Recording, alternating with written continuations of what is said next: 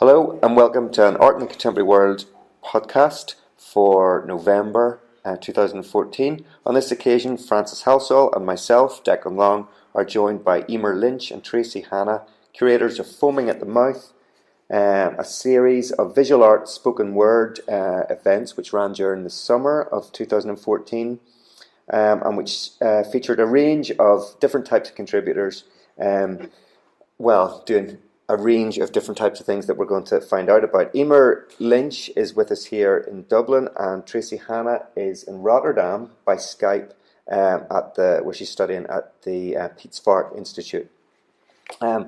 Francis is with us as not just as a member of the Art in the Contemporary World team, but also as a contributor to the Foaming at the Mouth series.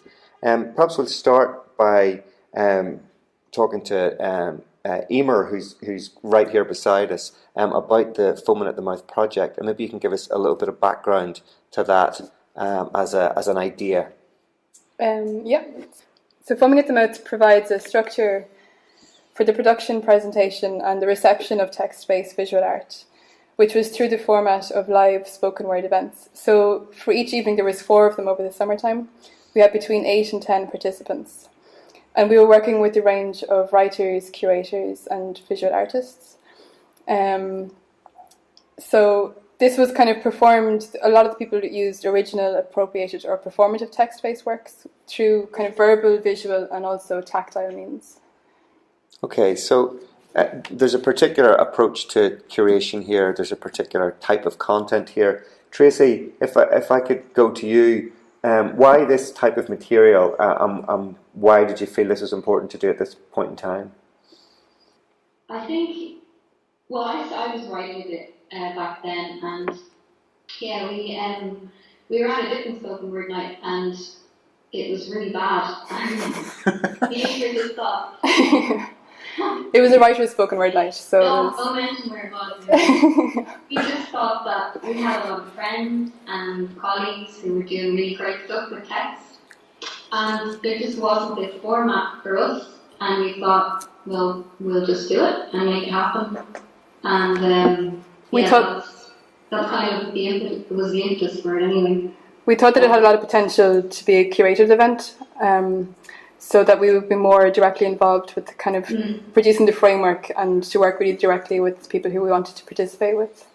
So, what kind of thing were you looking for as part of a curated event, and something that would be different to other spoken word events? Or did you not know? I mean, was it let's wait and see?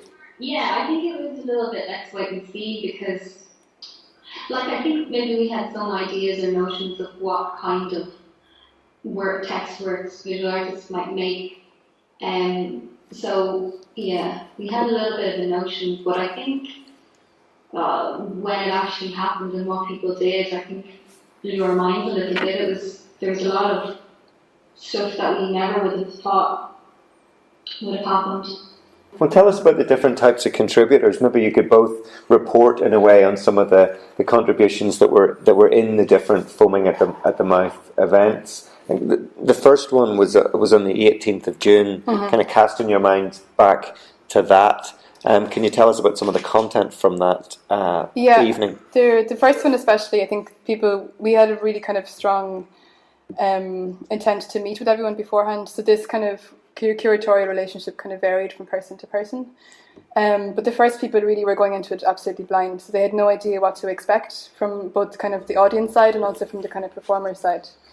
So what was kind of really nice that kind of developed from that was that there was an ability to reflect on what had happened, and for that to kind of feed into the production of the work and as to how that kind of formed the work that they wanted to contribute to Foaming at the Mouth. Okay, and Tracy, the work that was in the first one, can you give us an indication of types of things which happened there at that event?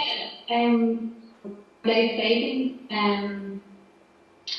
he retold a story that he had headphones on and he was listening to a recording of a moth story where, I can't remember the actor's name, but one of the guys who was in Spinal Tap was telling the story of this night that he tried to kill himself before he started working on the set of Spinal Tap.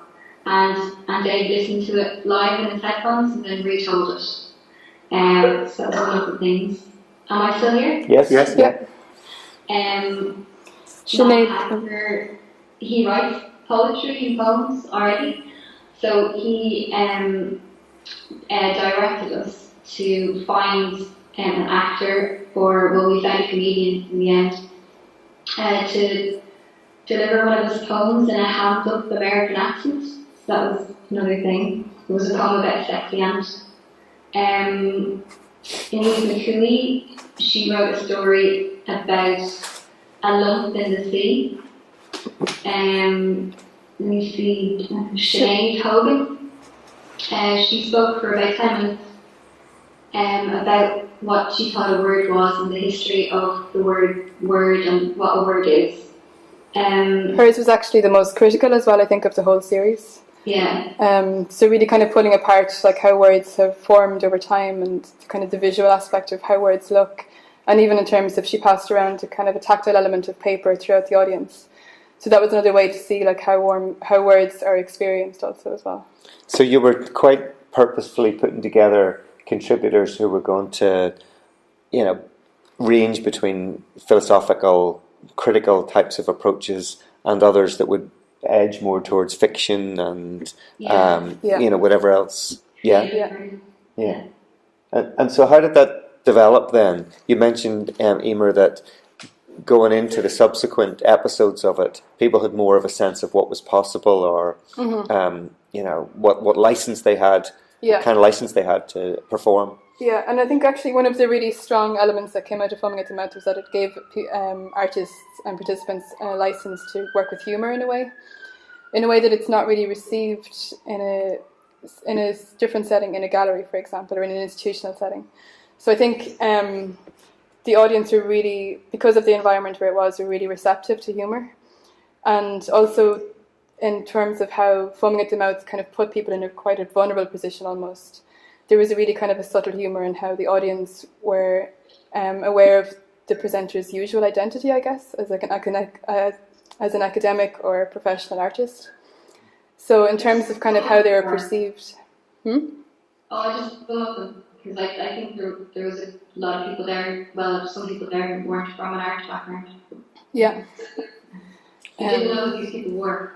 And that was a choice as well, that we didn't give any biographical information on anybody who presented. And yet, one of the things which is obviously striking about it is that this was hugely popular.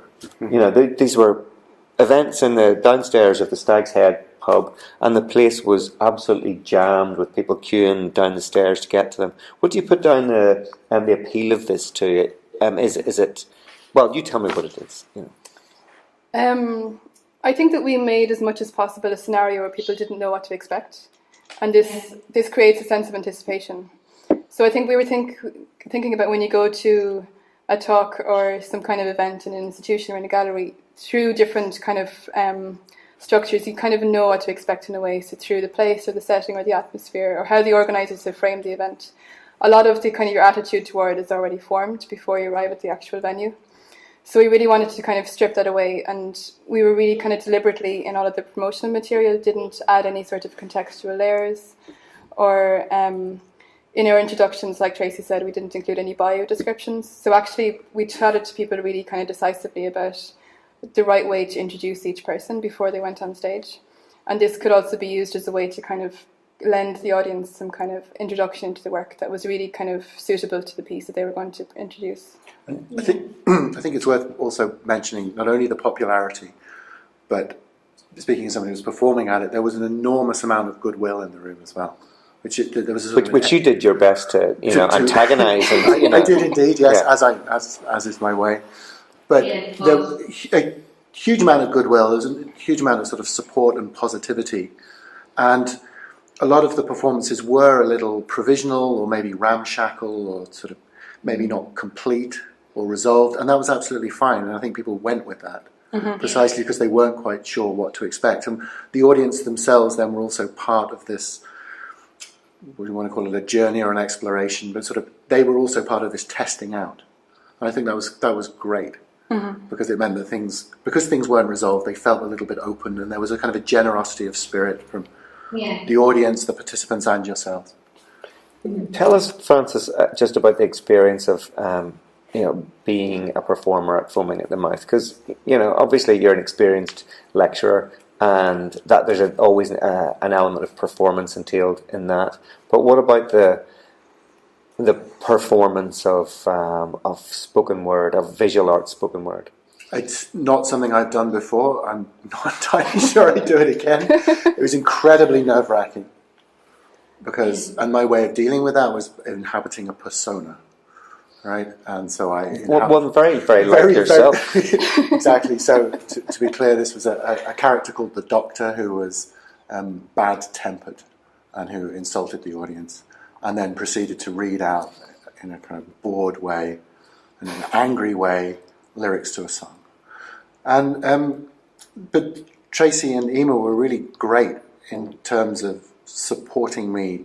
Just having met with you and then talking through the idea, you were really kind of good about getting what was at stake, and also not sort of wanting to stick your to take ownership of it, but actually just being really kind of helpful the whole way. But one of the things that's struck me about it, and it relates to a talk given by the comedian Stuart Lee when he was here in NCD a couple of years ago, was his fascination with a moment in alternative comedy in the 1980s when performers would come out and do things which would frustrate their audience enormously, or would kind of subvert the expectation of jokes or storytelling or whatever else. And there was a general sense that people would know what to expect, and this was a real powerful moment. I mean, in your performance, Francis, kind of obviously drew on that kind of thing. I did. I mean, it was Stuart Lee that I was kind of channeling, if you want to be so grand about him, and a comedian that Stuart Lee talks about called Ted Chippington, who would come on and obstinately not tell jokes and until the audience was so annoyed at him that they would sort of try and heckle him off, and he would stay there. So for my performance, I took Sexual Healing by Marvin Gaye, which is a supposedly erotic song, and read out the lyrics again, which are ludicrous if you read the lyrics out. The opening line is, "I'm hot like an oven," which makes no sense whatsoever. And then the last line is this very, very sleazy line, "Please don't procrastinate, it's no good to masturbate." So taking this sort of love song and just turning it into this horrible, horrible song. And read them out in an angry way, whilst also insulting Tracy and Emer. So thanks for letting me do it. But as Declan pointed out, it's not that far away from my normal personality. I know, Tracy and Emer, it might be difficult to single out individual participants in terms of things that you like most, but were there moments in the process that even parts of people's performances that you thought, this is what we're really looking for here, this is very successful? I think you're trepidatious about this question. I don't know. I think maybe my favourite thing about the whole thing is the variance and how people experimented so much. And I don't know if I want to single out what I thought was most effective, because I think it was just so broad. And I don't know, what do you think, Emer? I think each piece fulfilled a purpose in sort of, like, I don't think it would exist outside of the context of the time and space that it was. So I think that, like Tracy said, the variance was something that was really exciting for us as curators as well. And also, in terms of the days before each event happened, we would curate the lineup for each night. And that was really exciting, actually. So we knew a certain amount of information, but we're also preempting some information as well. So we're really trying to kind of construct a really successful tone and pace of each evening. So that was sometimes a challenge, but also a really enjoyable process for me. It kind of felt like they were our children with them. Do you know what I mean? To pick people. I know maybe some seemed more effective than others, but I wouldn't want to. Sure. That's understandable. There was a tendency, this is not a bad thing per se, but for the humour elements to feel stronger on the night. Yeah, I think that. And it would be easy just to, to pick the more entertaining ones. But I think there was a lot of success in things that were much straighter, you know. And I think that's kind of evident in conversations with people afterwards as well. Like what kind of stays in people's memories isn't so much the humorous ones, or it's as much the kind of more serious-minded ones that have kind of been remembered by people who have attended the events. And tell me this, in conceiving of this, I know this is sort of stepping back in the conversation a little bit, but in conceiving of this, were there particular models for something like this that you had seen, you know, whether in terms of the work of particular types of curators or the staging of particular kinds of events that you had thought to work in that way in Dublin would be exciting, you know? No, we were really unsure that this was going to be received well at all.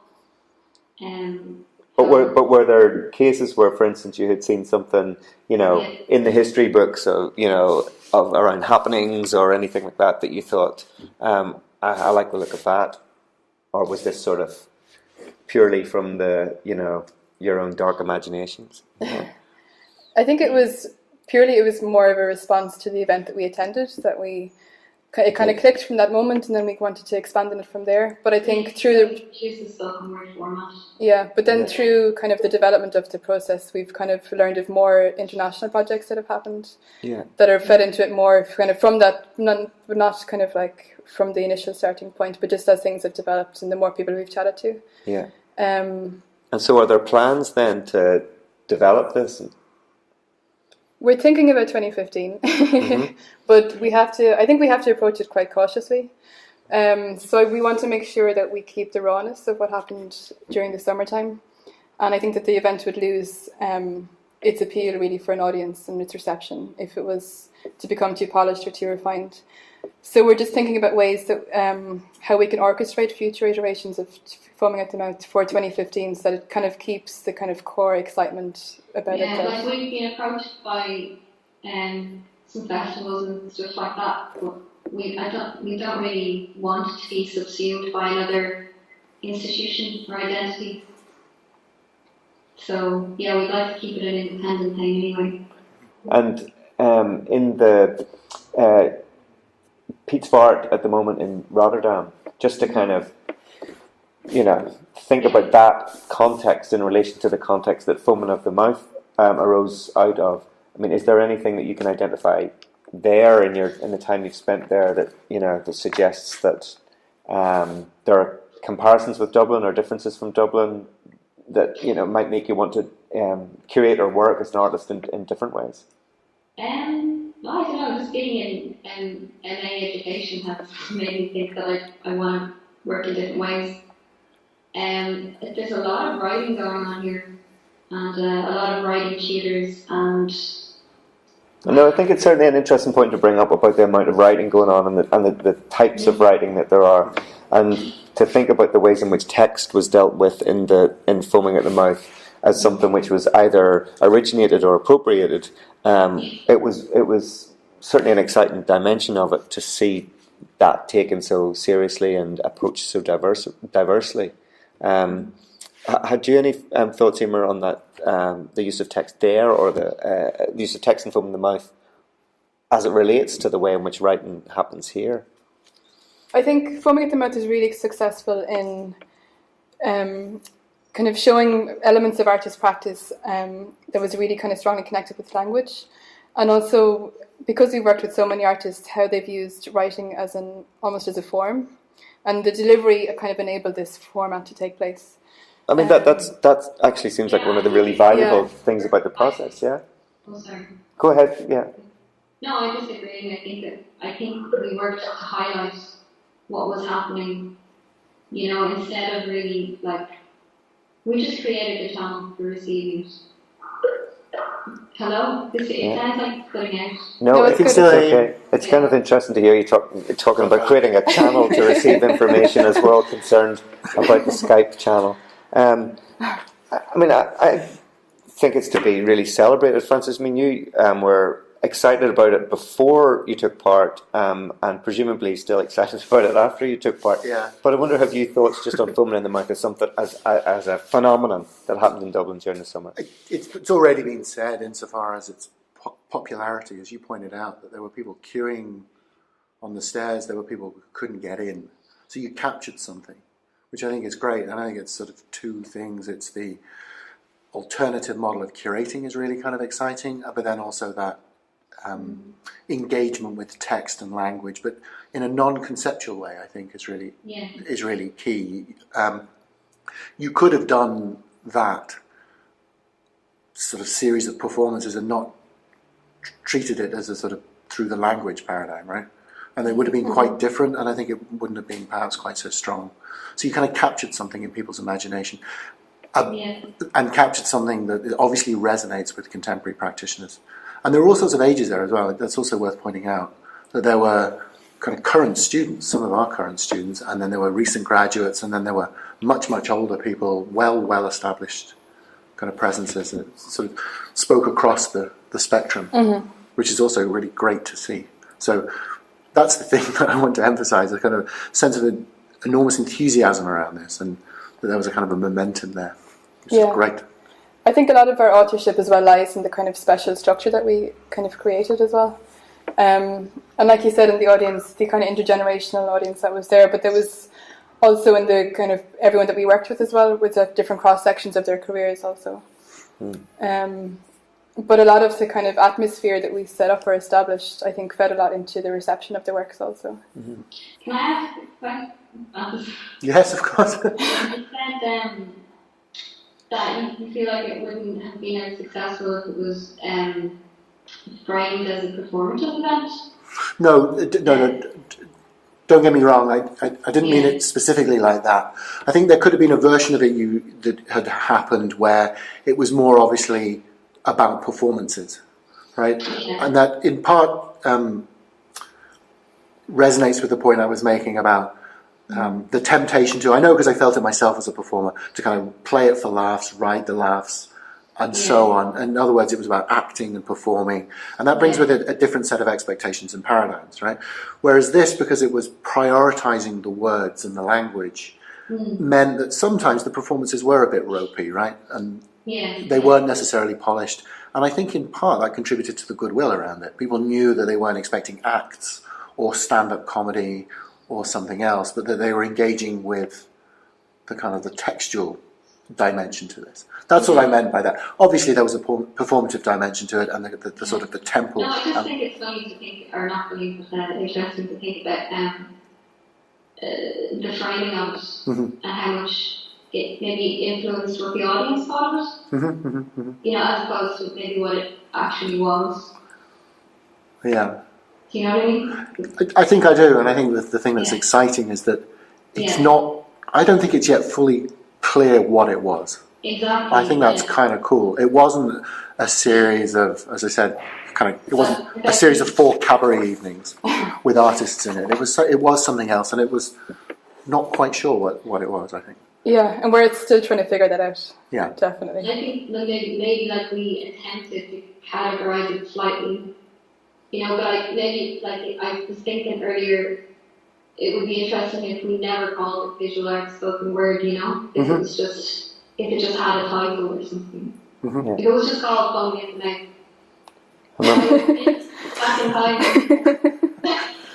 I'm reminded from a line from the architecture, Jonathan Meads, where he talks about how anything that's any good invents its own genre or destroys a previous one. You know, I'm not quoting him correctly, but you get the idea. And it wasn't really entirely one thing or another, and it was a testing ground. Both a playful one and a weird one and a freaky one, and a challenging one. So I think it was an immense success, and I hope it happens again. I suppose at this point, given the amount of time we've had available, it probably makes sense to say thank you to Emer and to Tracy and to Francis, and good luck with Foaming at the Mouth. Thank you. Thank you, everybody.